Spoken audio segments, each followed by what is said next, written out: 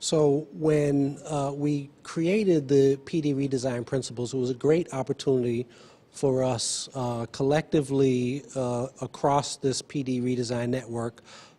and also individually in our individual organizations to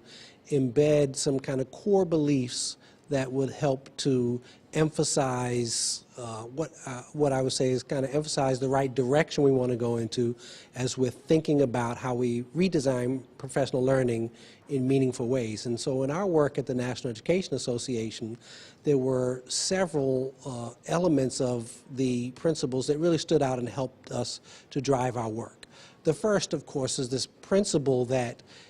teaching and education leadership are complex professions. That was one of those kind of principles at first. But when you really delve into it and realize not only that they are complex professions, but they are getting more complex all the time. The more we ask students to reach higher standards, the more we expect all students to reach high standards, the more complex the job of teaching and leadership become, and the more complex the job of supporting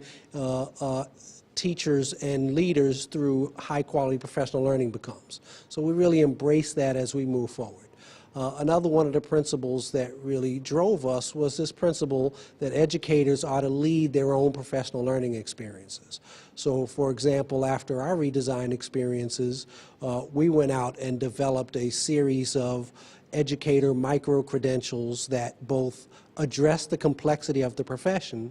and were designed exclusively by and for educators for their own professional learning and growth. So our goal there was to say, how can we demonstrate not only that you have to know your subject matter and know how to teach it, you have to know about leadership, you have to know about diversity, you have to know about things like bullying and sexual harassment, you have to know and understand when you have LGBTQ students in your classroom, how to address their needs. And so how do you kind of address all that complexity and then do so in ways that teachers with the skill, knowledge, and experience are actually leading other teachers in that experience. So those are some of the ways in which we used the PD redesign principles in the current work, and that was at NEA, and even now in my current work at the University of Maryland as director of the Center for Educational Innovation and Improvement. We're looking at how to use principles like improvement science to help to improve professional learning for educators in Maryland, and to do so by looking at these principles around building collaboration and again using how you bring researchers and policymakers and educators together through collaborative work processes, which is, I think, principle number 3,